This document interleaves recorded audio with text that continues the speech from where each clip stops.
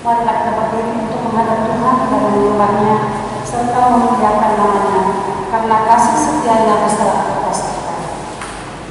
Kita menyanyi dari kitab Al-Quran, bait pertama sampai dengan kedua.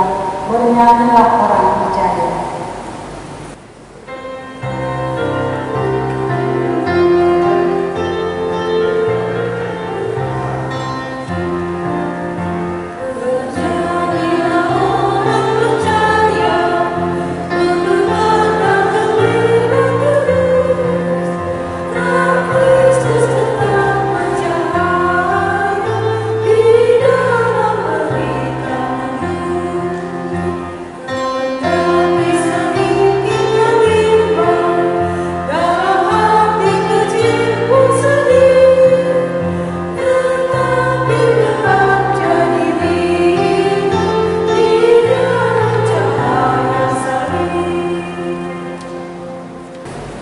Mari kita satu di dalam doa.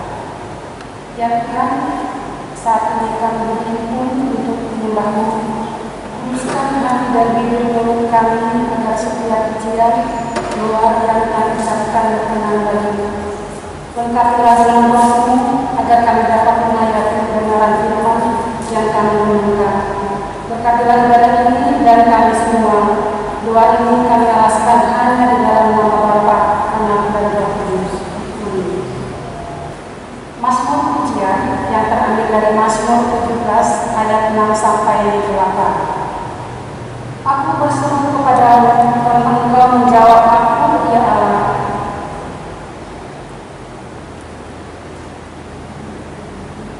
Tunjukkanlah kasih setia-Mu yang ajaib.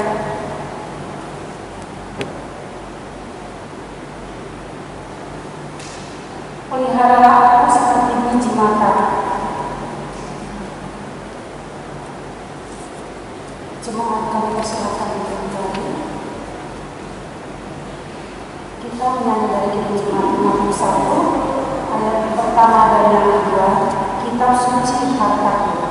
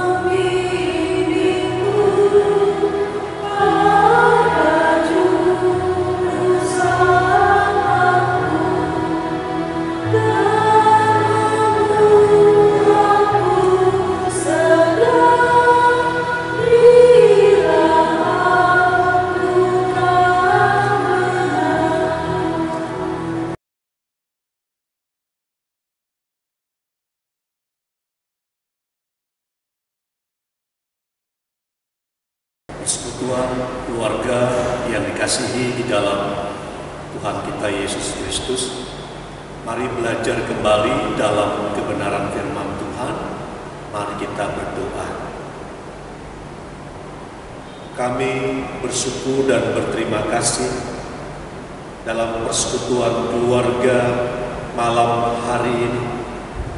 Di setiap kehidupan suasana rumah tangga dan keluarga yang masih dalam keterbatasan karena pandemi COVID-19, tetapi pujian, doa, dan firman mau masuk di dalam kehidupan kami dengan kekuatan berkat yang tak terbatas. Berkati firman supaya kami mendapatkan berkat di dalamnya.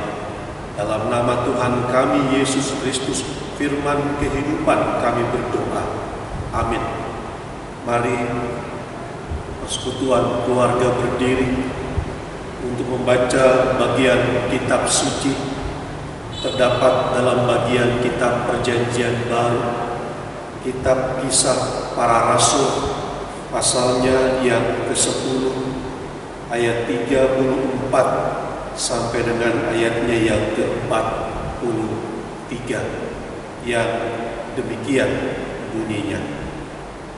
Lalu mulailah Petrus berbicara, katanya, "Sesungguhnya aku telah mengerti bahwa Allah tidak membedakan orang. Setiap orang dari bangsa manapun yang takut akan Dia dan yang mengamalkan kebenaran berkenan kepadanya. Itulah firman yang Ia suruh sampaikan kepada orang-orang Israel, yaitu firman yang memberitakan damai sejahtera oleh Yesus Kristus, yang adalah Tuhan dari semua orang. Kamu tahu tentang segala sesuatu yang terjadi di seluruh tanah Yudea, mulai dari Galilea sesudah baptisan yang diberitakan oleh Yohanes, yaitu tentang Yesus dari Nazaret, bagaimana Allah mengurapi Dia dengan Roh Kudus dan kuat kuasa, Dia yang berjalan berkeliling sambil berbuat baik dan menyembuhkan semua orang yang dikuasai iblis, sebab Allah menyertai Dia. Dan kami adalah saksi dari segala sesuatu yang diperbuatnya di tanah Yudea maupun di Yerusalem, dan mereka telah membunuh Dia dan menggantung Dia pada kayu salib. Yesus itulah telah dibangkitkan Allah pada hari yang ketiga, dan Allah berkenan bahwa Ia menampakkan diri bukan kepada seluruh bangsa, tetapi kepada saksi-saksi yang sebelumnya telah ditunjukkan oleh Allah, yaitu kepada kami yang telah makan dan minum bersama-sama dengan Dia setelah Ia bangkit dari antara orang mati. Dan Ia telah menugaskan kami memberitakan kepada seluruh bangsa dan bersaksi bahwa Dialah yang ditentukan Allah menjadi hakim atas orang-orang hidup dan orang-orang mati. Tentang Dialah semua nabi bersaksi bahwa barang siapa percaya kepadanya, ia akan mendapat pengampunan dosa oleh karena namanya. Demikian pembacaan kitab suci yang disebut berbahagia kita semua yang mendengarkan firman Tuhan dan melakukannya. Terpujilah Tuhan Yesus. Haleluya.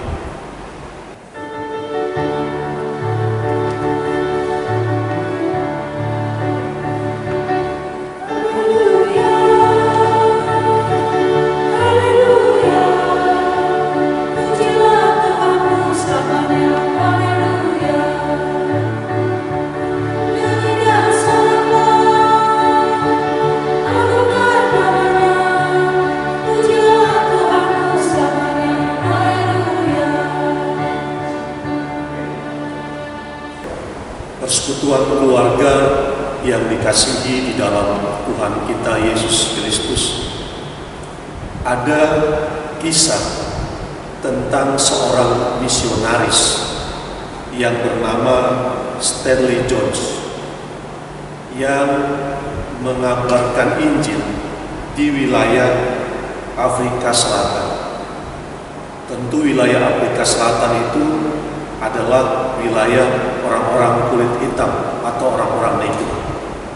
Satu kali misionaris Stanley Jones ini sedang ada dalam perjalanan pergi dengan bus kota. Ketika dia ada di dalam bus kota, dia memberikan tempat duduknya kepada seorang perempuan desa yang tentu adalah seorang kulit hitam.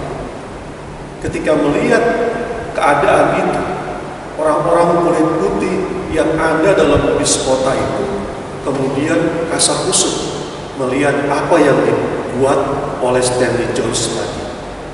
Mereka berkata satu sama lain, lihat, dia memberikan tempat duduk kepada perempuan desa, orang negro lagi. Itu menjadi komentar, menjadi sikap dari orang-orang kulit putih terhadap sikap dan apa yang dibuat oleh Stanley Jones kepada perempuan, orang desa, dan negro lagi. Saudara-saudara, jemaat Tuhan yang berada di rumah keluarga masing-masing, ketika kita membahas dan bicara soal kitab Kisah Para Rasul, kita sedang berada dalam tujuan penulisan kitab ini oleh Lukas. Apa tujuannya? Pergi jadi saksi Yerusalem, Yudea, Samaria, sampai ke ujung bumi. Apa misinya penulis kitab Kisah Rasul yang adalah Lukas ini? Supaya Injil itu tidak diberitakan hanya di dalam, hanya sekelompok orang, tetapi dia harus menyebar, meluas, dan terus menyebar dan meluas. Itu sebabnya perintahnya pergi jadi saksi di Yerusalem, Yudea, Samaria, sampai ke ujung bumi. Kalau si pemberita Injil itu punya pemahaman bahwa hanya di Yerusalem saja, maka tidak akan ada Injil itu diberitakan di Yudea, tidak akan sampai ke Samaria, orang yang bukan Yahudi, bahkan sampai ke ujung bumi. Itu yang sedang digambarkan di dalam bagian pembacaan Alkitab kita ketika Petrus diminta untuk melayani seorang yang bernama Kornelius.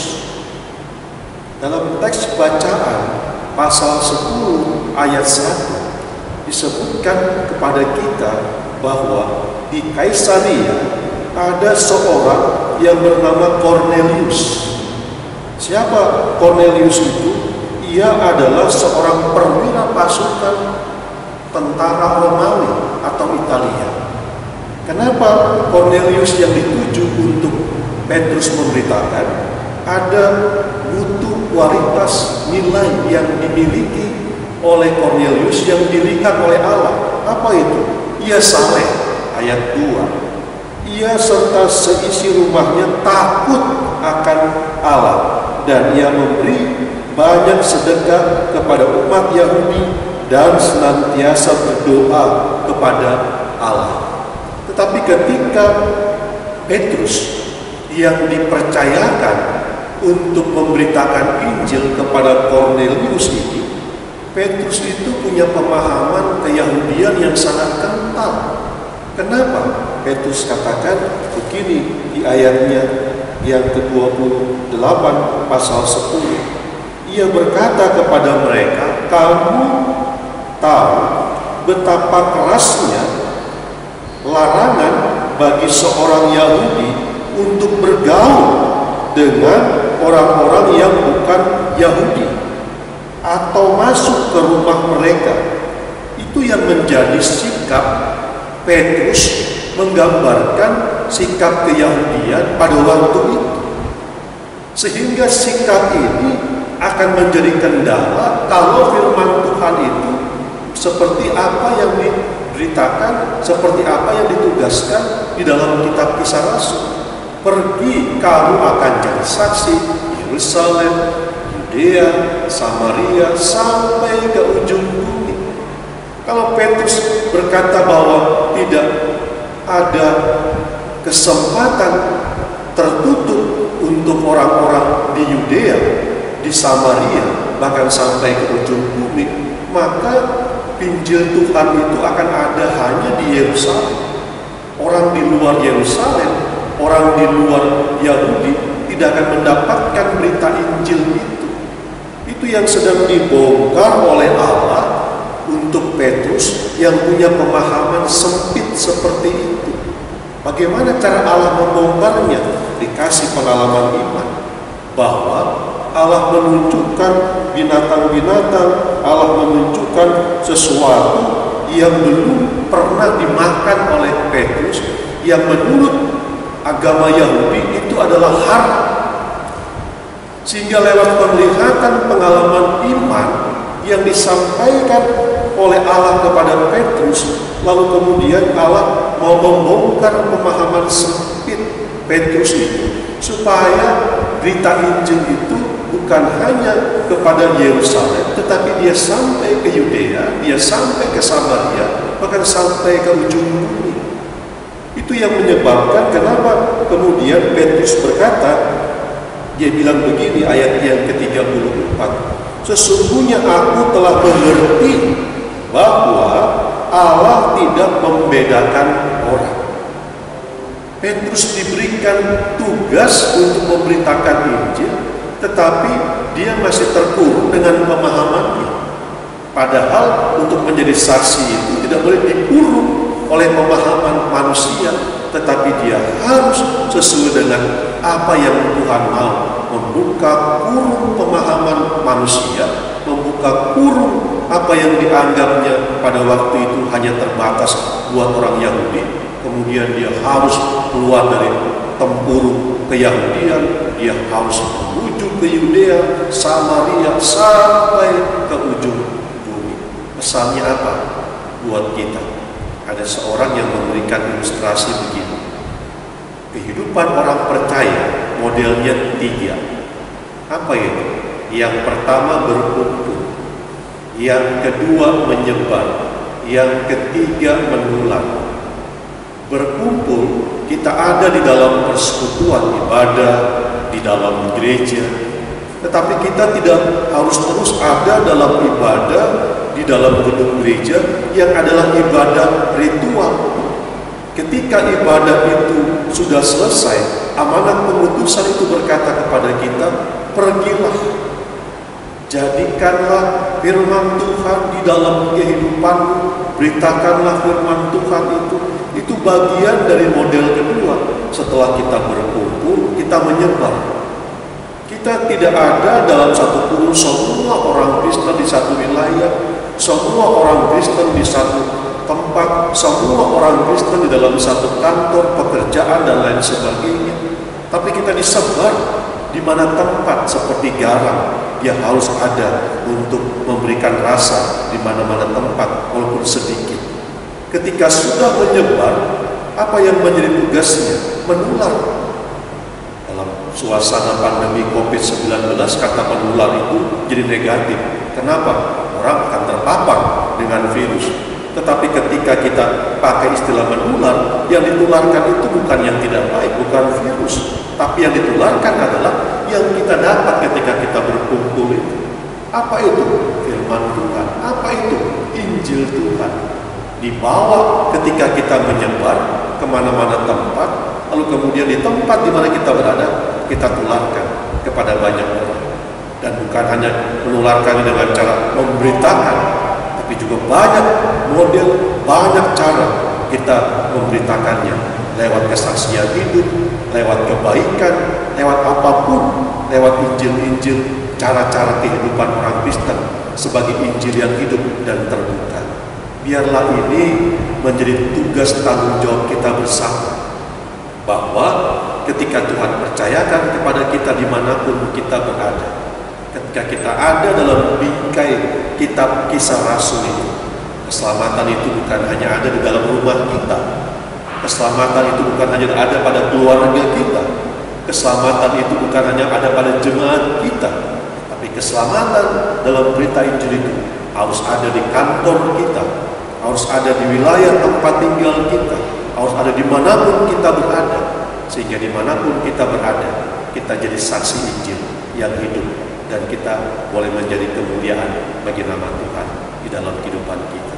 Tuhan berkati kita semua untuk terus berada bukan hanya di Yerusalem, tetapi pergi ke Yudea, pergi ke Samaria, sampai ke ujung bumi, di wilayah-wilayah pekerjaan kita, wilayah-wilayah kehidupan kita, keluarga rumah tangga, dimanapun kita berada, menjadi bagian dalam pemberitaan Injil Kristus. Tuhan memberkati. Amin.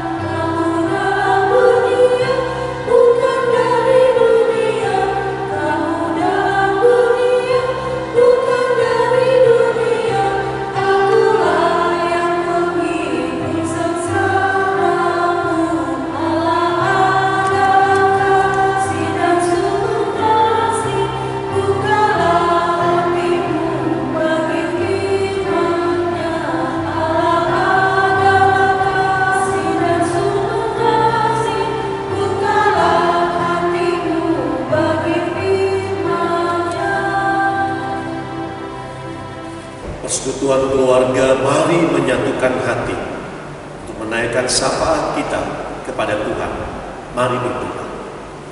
Kami bersyukur di saat kami ada dalam keterbatasan pandemi COVID-19, justru firman Tuhan mengajarkan kami untuk melintas batas dalam kehidupan kami, menjadi saksi bagi banyak orang di tengah-tengah pemberitaan Injil yang hidup. Itu sebabnya kami walaupun terbatas, tetapi kami ada dan hadir untuk terus menghidupkan berita Injil itu di mana tempat kami berada dalam situasi yang terbatas. Berkati kehidupan bangsa dan negara kami Indonesia yang saat ini boleh merayakan hari ulang tahun proklamasi ke-75. Tuhan berkati bangsa dan negara ini, khususnya dalam upaya-upaya pemerintah untuk memutus mata rantai penyebaran pandemi virus corona. Tuhan berkati sehingga kami kembali dapat menjalani kehidupan di tengah-tengah bangsa dan negara ini dengan baik. Kami berdoa bagi kehidupan gereja kami. Tuhan berkati khususnya jemaat GPIB Harapan Kasih yang juga di bulan Agustus ini boleh merayakan usia di tengah 30 tahun usia pelayanan, kesaksian, dan persekutuan. Berkati pelayanan gereja tidak hanya sebatas pada tembok gereja, tidak hanya sebatas pada sektor, tidak hanya sebatas pada warga jemaat, tetapi kehadiran jemaat GPIB Harapan Kasih menjadi jemaat yang terus untuk menjadi saksi Injil yang hidup di tempat lingkungan di mana gereja itu hadir. Bahkan juga kami selaku warga jemaat menjadi gereja-gereja yang hidup, menghadirkan damai sejahtera di mana tempat kami berada dan dihadirkan. Berkati akan setiap warga jemaat di rumah tangga masing-masing. Kami sebagai suami, istri, anak-anak, orang tua, lansia, kami serahkan kehidupan kami dengan segala tugas tanggung jawab kami hanya kepada Tuhan saja, supaya kami dimampukan untuk melakukan tugas-tugas itu dengan baik dan takut akan Tuhan. Kami berdoa bagi janda, duda, yatim piatu, lansia, manula. Tuhan berkati. Biarlah dalam segala keberadaan mereka, Engkau hanya sejauh doa bagi setiap pengharapan dan pergumulan mereka, ya Tuhan. Berdoa kami buat yang berulang tahun kelahiran dan perkawinan minggu yang sedang berjalan ini. Tuhan berkati mereka, supaya berkat-berkat Tuhan semakin bertambah-tambah dalam sukacita pertambahan usia kelahiran dan usia perkawinan. Yang sedang ada dalam pergumulan pasangan hidup, pekerjaan, keturunan, bahkan juga segala apa yang sedang digumulkan, kami taruh dalam doa kami. Kami percaya ketika tangan kami terlipat, Tuhan mengerjakan indah pada waktunya. Apa yang kami gumulkan, Tuhan jawab apa yang menjadi harapan-harapan kami. Kami berdoa untuk setiap kehidupan kami yang terus ada dalam suasana-suasana ini. Tuhan tolong kami supaya apa yang menjadi pergumulan dan tantangan kehidupan kami terus belajar. Ada maksud Tuhan di dalamnya untuk menguji kehidupan kami supaya terus bernilai di hadapan Tuhan dan menjadi berkat bagi banyak orang. Di dalam nama Tuhan kami, Yesus Kristus, kami sempurnakan syafaat kami dalam doa Bapa kami yang Tuhan ajarkan kepada kami bersama-sama. Bapa kami yang di sorga, dikuduskanlah nama-Mu, datanglah kerajaan-Mu, jadilah kehendak-Mu di bumi seperti di sorga.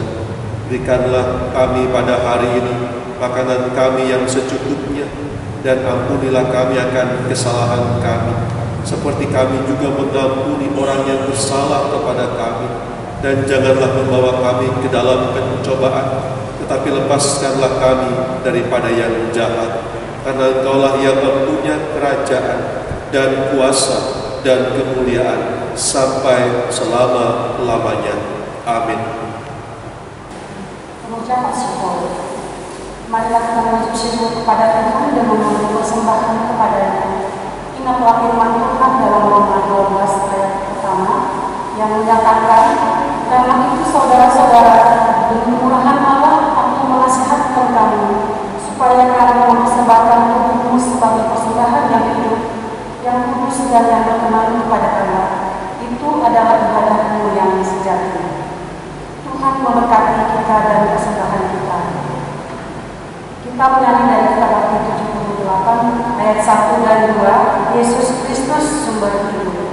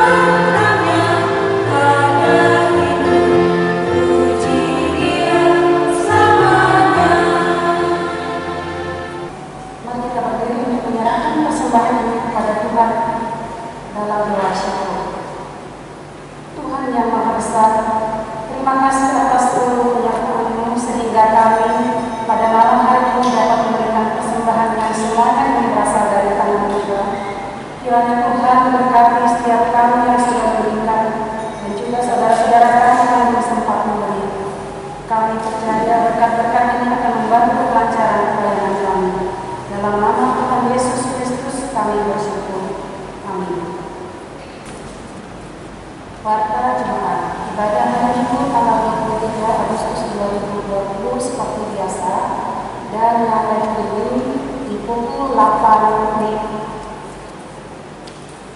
Ibadah keluarga tidak ada perubahan sesuai yang tertera di Warta Jemaat.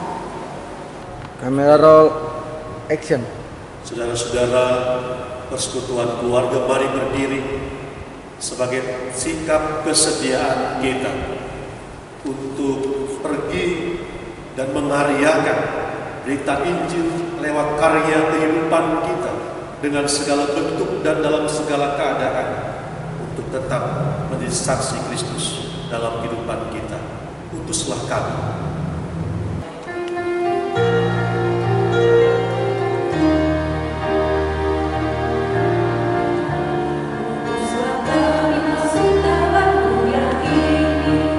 Menjadi